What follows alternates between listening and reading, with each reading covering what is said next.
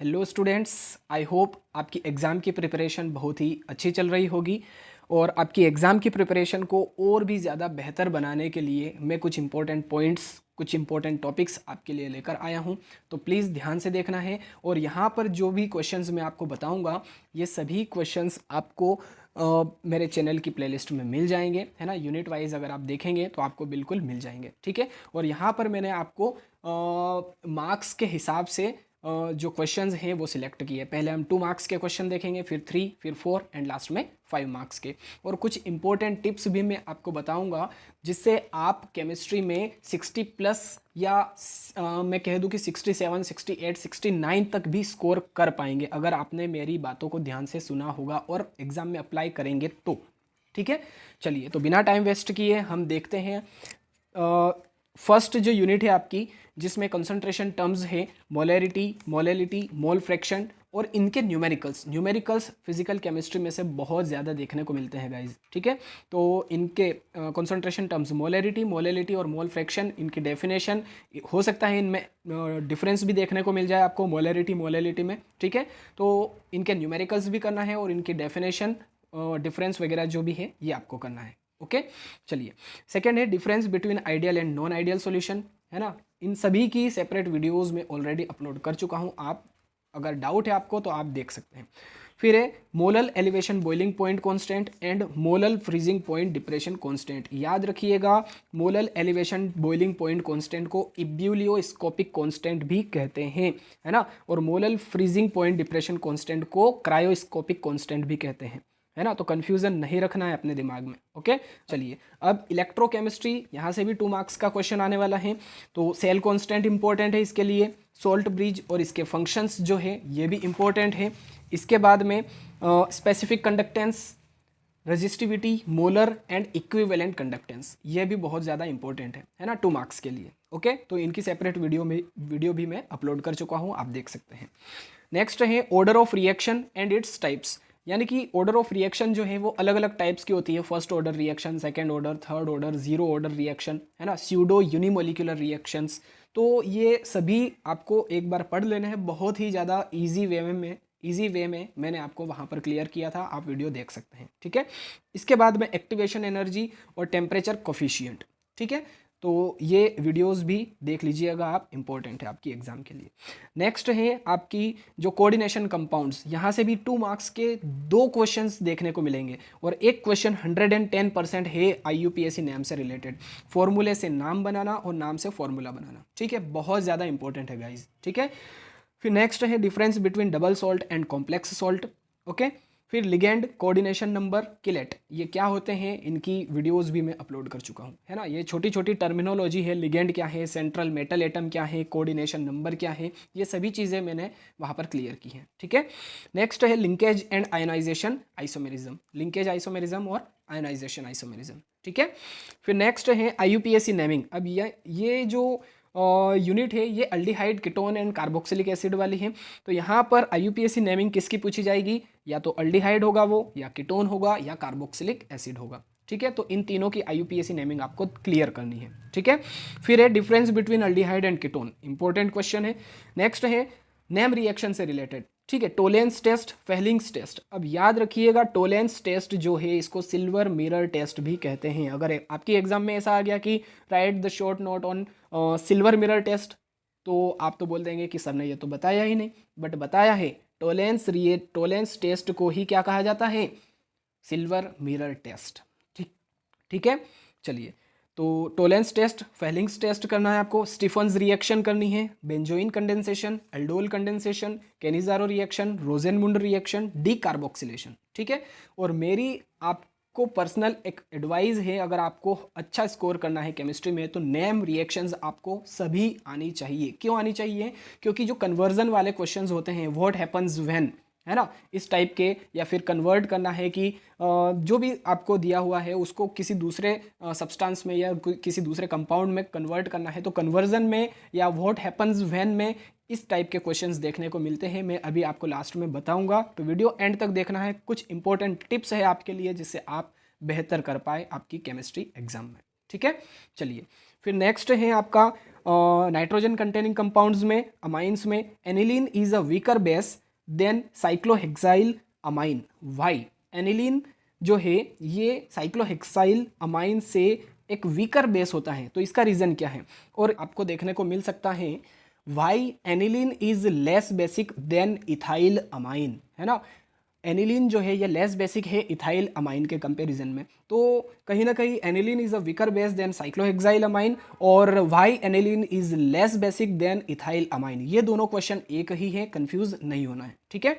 फिर उसके बाद में नेम रिएक्शन में श्मिट रिएक्शन आपको करना है ना, श्मिट रिएक्शन। उसके बाद में हाफमैन्स ब्रोमामाइड रिएक्शन आपको करना है, क्लियर है। चलिए फिर it is difficult to prepare pure amine by ammonolysis of alkyl halide, है ना। जो अल्काइल हेलाइड का अमोनोलाइसिस है उसके थ्रू हम प्योर अमाइन प्रिपेयर नहीं कर सकते हैं, या बहुत ही ज़्यादा डिफिकल्ट होता है इसको प्रिपेयर करना, तो इसका रीज़न आपको बताना है, ठीक है। चलिए इसके बाद में और क्वेश्चंस है आपके जो बायोमोलिक्यूल्स हैं यहाँ से, difference between globular and fibrous protein. फिर दूसरा क्वेश्चन है डीएनए एंड आरएनए में डिफरेंस, मोस्ट इंपॉर्टेंट है ना, बहुत ज़्यादा इंपॉर्टेंट है गाइज, ठीक है। फिर उसके बाद में है denaturation of protein, zwitter ion और डीएनए फिंगरप्रिंटिंग, ठीक है। तो ये कुछ इंपॉर्टेंट क्वेश्चंस थे 2 मार्क्स के लिए। अब हम बढ़ते हैं 3 मार्क्स पे। चलिए तो फर्स्ट क्वेश्चन है सॉल्यूशंस में से colligative properties and it's examples या इसके टाइप्स, है ना। कोलिगेटिव प्रॉपर्टी आपको करनी है, azeotropic mixtures, Raoult's law most important है इस यूनिट के लिए 3 मार्क्स के लिए। फिर difference between positive and negative deviation, okay. चलिए फिर यहाँ पर यूनिट 4 में केमिकल काइनेटिक्स में से भी कुछ इंपॉर्टेंट जो टॉपिक्स हैं वो देख लीजिए। Molecularity and order of reaction में difference, rate of reaction and rate constant में डिफरेंस, है ना, बहुत ज़्यादा इंपॉर्टेंट है गाइस दोनों ही डिफरेंस, ओके। फिर नेक्स्ट है prove that half life period is independent of the initial concentration for the first order reaction, है ना। तो ये करना है। इसके अलावा क्वेश्चन ये वाला इस तरह से भी आ सकता है कि prove that t half is equals to 0.693 divided by k. Question ये इस तरह से भी आ सकता है आपकी एग्जाम में, है ना। ये वाला क्वेश्चन 6th वाला, prove that half life period is independent of the initial concentration for the first order reaction, ये और ये वाला क्वेश्चन दोनों एक ही है, ठीक है। चलिए नेक्स्ट है फिर D and F block elements में 3 मार्क्स का क्वेश्चन आएगा। रीजन बेस्ड क्वेश्चन यहाँ से आपको 110% देखने को मिलेंगे, ठीक है। चलिए तो एक्सप्लेन गिविंग रीजन। फर्स्ट है transition metals and there many compounds act as good catalyst, है ना। ट्रांजिशन मेटल्स और इसके जो दूसरे कंपाउंड्स होते हैं वो अच्छे कैटलिस्ट होते हैं, रीजन क्या है इसका। नेक्स्ट है transition metals show variable valencies, transition metals variable valencies क्यों शो करते हैं। फिर zinc cadmium mercury do not show the properties of transition metals, zinc cadmium mercury क्यों शो नहीं करते हैं प्रॉपर्टीज ट्रांजिशन मेटल्स की, तो इसका रीजन आपको बताना है। नेक्स्ट है transition metals form coloured ions और coloured compounds, transition metals coloured ions या कलर्ड कंपाउंड्स का फॉर्मेशन करते हैं, तो इसका क्या रीजन है। और लास्ट है zinc shows only +2 oxidation state, zinc सिर्फ +2 ऑक्सीडेशन स्टेट ही क्यों शो करता है। तो ये कुछ रीजन बेस्ड क्वेश्चन है, आपको देखने को बिल्कुल मिलेंगे आपकी एग्जाम में, ठीक है। फिर नेक्स्ट है, ये भी बहुत ही ज़्यादा इंपॉर्टेंट है, D and F block elements में डिफरेंस और लेंथेनोइड्स एंड एक्टिनोइड्स में डिफरेंस, ठीक है, क्लियर है। चलिए अब 3 मार्क्स में कुछ और भी क्वेश्चन है अल्कोहल, फिनोल एंड ईथर्स में से। फर्स्ट क्वेश्चन है इस यूनिट का, ethyl alcohol and phenol both contain OH group, what is the reason that phenol is acidic and alcohol has alkaline effect, है ना। अल्कोहल और फिनोल दोनों में OH ग्रुप होता है, बट रीजन क्या है कि फिनोल एसिडिक होता है और अल्कोहल अल्कलाइन नेचर का होता है, ठीक है, ये भी करना आपको। फिर difference between alcohol and phenol, most important question है अल्कोहल एंड फिनोल में डिफरेंस, ओके। फिर नेक्स्ट है explain oxidation and dehydration in primary, secondary and tertiary alcohols, primary, secondary and tertiary alcohols में ऑक्सीडेशन और डिहाइड्रेशन को explain करना है reaction के साथ में, है ना। बहुत ही बढ़िया तरीके से इजी ट्रिक के थ्रू मैंने आपको क्लियर करवाए हैं ये सभी, ठीक है। आप देख सकते हैं नेम रिएक्शंस में राइमर-टाइमन रिएक्शन या फिर रिमर-टिमन रिएक्शन भी इसको कहते हैं, है ना। कोल्बे श्मिट रिएक्शन, दोनों ही नेम रिएक्शंस भी करनी है आपको। फिर लास्ट है 3 मार्क्स में ल्यूकोस रिएजेंट क्या होता है, और ल्यूकोस रिएजेंट के through primary secondary and tertiary alcohol को किस तरह से हम डिफ्रेंशिएट कर सकते हैं। ठीक है, तो ये 3 मार्क्स के क्वेश्चंस थे। चलिए अब 4 मार्क्स के क्वेश्चंस में यहाँ पर haloalkanes and haloarenes में से एक क्वेश्चन आएगा, सिर्फ 4 मार्क्स का एक ही क्वेश्चन आएगा। यहाँ पर नेम रिएक्शंस आपको करनी है, Sandmeyer reaction, carbylamine reaction, Wurtz and Fittig reaction, Friedel Crafts reaction, Hunsdiecker reaction, है ना। ये 5 रिएक्शंस करनी है। मैंने आपको पहले भी बताया है कि नेम रिएक्शंस जो है ये आप सभी कर लीजिएगा, है ना। क्यों? क्योंकि यहाँ पर कन्वर्जन से रिलेटेड क्वेश्चंस बहुत बनते हैं आपकी नेम रिएक्शंस से। ठीक है, मैं कुछ एग्जांपल्स भी आपको दूंगा जिससे आप क्लियर करेंगे कि हाँ यार वाकई में कन्वर्जन में नेम रिएक्शन वाले क्वेश्चन ही आते हैं, है ना। नेम रिएक्शन ही पूछी जाती है अधिकतर। ठीक है, चलिए फिर नेक्स्ट है difference and mechanism of SN1 and SN2 reaction, है ना। SN1 SN2 रिएक्शन का मैकेनिज्म और साथ में इसका डिफरेंस भी आपको करना है। लास्ट है beta elimination reaction and सेटजेफ rule, इससे रिलेटेड सेटजेफ रूल आपको करना है। तो 4 मार्क्स का क्वेश्चन सिर्फ एक ही आएगा, haloalkanes and haloarenes में से। 5 मार्क्स में स्टैंडर्ड हाइड्रोजन इलेक्ट्रोड जो कि इलेक्ट्रोकेमिस्ट्री का है ना। 5 मार्क्स में इलेक्ट्रोकेमिस्ट्री और aldehyde ketones and carboxylic acid यहाँ से आएगा। ठीक है, तो 5 मार्क्स में इलेक्ट्रोकेमिस्ट्री में स्टैंडर्ड हाइड्रोजन इलेक्ट्रोड आपको करना है, डायग्राम के साथ में, रिएक्शंस के साथ में। फिर what is rusting of iron, describe electrochemical theory of rusting, electrochemical theory, है ना, रस्टिंग की, ये आपको करना है। फिर Kohlrausch law and its application, very very very most important question आपकी एग्जाम के लिए। ठीक है, फिर what is corrosion, write the factors affecting it and methods to prevent it, corrosion क्या है, इसको अफेक्ट करने वाले फैक्टर्स क्या हैं और इसको किस तरह से हम प्रिवेंट कर सकते हैं। ठीक है, तो ये 5 मार्क्स के क्वेश्चन में आपको करना है। नेक्स्ट है aldehyde ketone and carboxylic acid में name reactions, Gattermann reaction, haloform या फिर इसको आयोडोफॉर्म रिएक्शन भी हम कहते हैं, है ना, Perkins reaction, Tishchenko reaction, Etard reaction. ठीक है, फिर नेक्स्ट है quick vinegar method of preparation of acetic acid, है ना। एसिटिक एसिड के फॉर्मेशन की प्रिपरेशन की क्विक विनेगर मेथड आपको करना है डायग्राम के साथ में। ओके, क्योंकि 5 मार्क्स का क्वेश्चन है, डायग्राम तो बनाना ही पड़ेगा। ठीक है, नेक्स्ट है how will you obtain the following from acetic acid, acetic acid से आप ये जो यहाँ पर लिखे हुए हैं 1 to 5 तक, है ना, ये कंपाउंड कैसे आप ऑब्टेन करेंगे, कैसे गेन करेंगे। ठीक है, तो फर्स्ट है एसिटामाइड, सेकंड है इथाइल एसीटेट, फिर acetic anhydride, trichloro acetic acid और लास्ट है एसिटाइल क्लोराइड, है ना। एक और 5 नंबर के क्वेश्चंस में एक और क्वेश्चन मुझे ऐड करना है, वो मैं अभी आपको बता रहा हूँ। ठीक है, चलिए 5 मार्क्स में एक और क्वेश्चन आपको ऐड करना है, how will you obtain the following from benzaldehyde, benzaldehyde से ये जो कंपाउंड है ये कैसे ऑब्टेन करेंगे।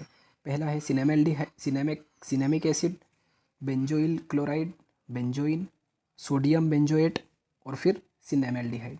ठीक है, एक क्वेश्चन आपको ये भी ऐड करना है। अब मैंने आपको बोला था कि नेम रिएक्शन भी आपको करनी है, तो नेम रिएक्शन सभी क्यों करनी है उसका रीज़न मैं आपको बताता हूँ। देखिए कन्वर्जन में इस टाइप के क्वेश्चन भी आते हैं आपकी एग्जाम में, जैसे कि एसिटैल्डिहाइड फ्रॉम एसिटाइल क्लोराइड, एसिटैल्डिहाइड से एसिटाइल क्लोराइड से एसिटैल्डिहाइड बनाना है आपको। तो ये रिएक्शन यहाँ पे आपके सामने है, आपको ये रिएक्शन याद है, और ये कौन सी रिएक्शन है, ये है रोजेनमुंड रिएक्शन।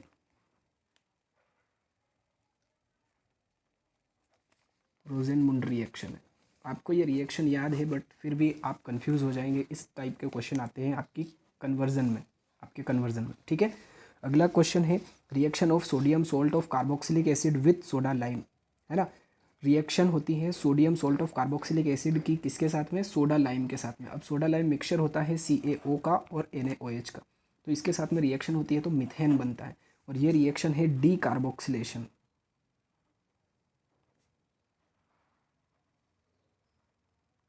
ठीक है, डी कार्बोक्सिलेशन, ये रिएक्शन आपको याद थी, बट कुछ इस तरह से अगर आ गया आपकी एग्जाम में तो आप क्लियर नहीं कर पाएंगे। ठीक है, फिर है reaction of benzene with acetyl chloride, benzene की रिएक्शन एसिटाइल क्लोराइड के साथ में होती है तो एसिटोफिनोन बनता है, ये रिएक्शन है फ्रीडल क्राफ्ट रिएक्शन। ठीक है, फ्रीडल क्राफ्ट एसिटाइलेशन, है ना।